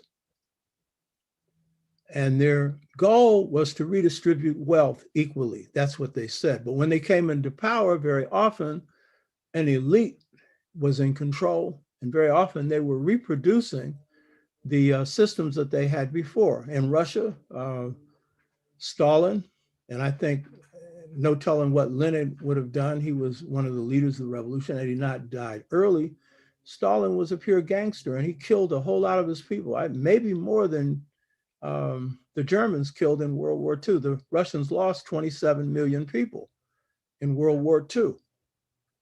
But he was behaving like a czar. But he was coming up off a family system of patriarchy in which the people of Russia had been ground into the dust.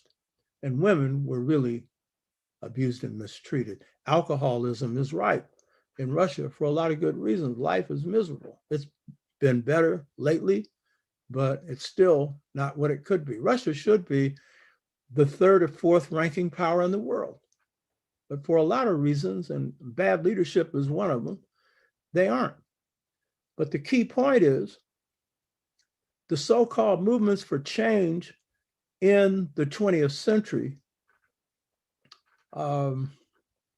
they claim to be about redistributing wealth, didn't succeed very well in doing that, and very often ended up with dictatorships. In the case of China, they have chosen capitalism as their way to take 400 million people out of poverty, but also create great wealth disparities. So the question is, in thinking about models for just societies, what do we have to offer? And say, I would argue this, the main reason why socialism failed in the West, that is in Russia in particular, is that the West, doesn't have a caring culture. That is, humanism is not at the heart of Western culture. And they do not have a history of sharing economically.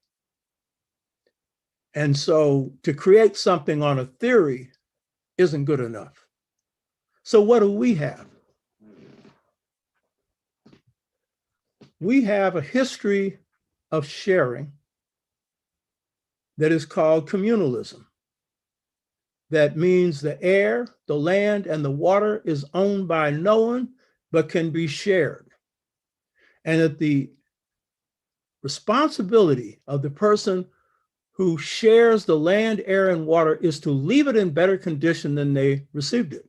Native Americans would impose capital punishment on a person who defecated in a stream of water because they're poisoning the stream for all creatures. So in the villages of Africa, the communal ethos still prevails. And in fact, in Africa, if you buy land in Africa, it's usually for only so many years. That's a compromise. Before, you couldn't buy it at all, but now it might be a 99-year lease. After that, it reverts back to the king of the village or, to the people. And the kings never owned land. In America, we couldn't practice this idea of the land and air, and water being shared because you're under capitalism. But we had the ethos of sharing. Ella Baker's grandfather owned a large number of acres of land. He subdivided it among his family. And when people were hungry in his community, he would get a loan from the bank to give people money. And then when he could raise the money again, he'd pay off that loan. But that was a communal ethos. Or we survived depressions by sharing when white people were starving. That's the communal ethos. So we need a modern form of communalism. And by the way, the most important gain of the Mexican Revolution under Emiliano Zapata and Pancho Villa, Zapata leading the revolution in the South, Villa in the North, the most important gain was the gain of communalism, because the Mexican is a mixture of African, Native American, and Spanish, more Indian than anything else, but those two as well. The African and Native American both share a communal value. And so the one thing enshrined in the Mexican Constitution was the right of farmers to have their own land, coming under the communal ethos. But when Bill Clinton came in with NAFTA, he ended that. Bill Clinton has done more damage to the planet than almost any president. You hear me? And so one reason you had a lot of Mexicans coming across the border is they could no longer compete with US multinationals. And as a result, they had to go elsewhere to, make money to feed their families. So communalism was a gain. Today, in terms of rebuilding economics in the Black community, one of the best things to do is cooperative economics. And I'm not opposing Blacks who own their own businesses. That's the second largest employer for Blacks. And we've lost 40% of our businesses through COVID. 40%. And right now, that rescue package, 1.9 billion that Biden has money for small businesses. We need to see that money goes to small business, because a lot of that money from the other rescue programs did not. So ultimately, we need a society where a handful of people don't have everything and everybody else doesn't have anything else. And we have models for that. So I want to wrap this up by saying that we are spirits having a human experience, that our real power resides inside ourselves. Our power to be more better. Our power to see beyond what we're experiencing today so that we can have a better tomorrow. This is where we have to go. We have to prepare for the future while at the same time dealing with the present and living in it and drawing from the past. And the more deeply you draw from your past, the further ahead you can see. Being amnesiacs is no good. You know what I mean? We're historical amnesiacs. We're not cultural amnesiacs. That is, our culture's in it. But our history, a lot of us don't know it, and some of us comfortable not knowing it. And so then those who have the longest view of the past is going to have the greatest advantage in the race of life. The more you remember about everything about you and your people, the more you have going for you. So I want to say that I hope you got something out of this.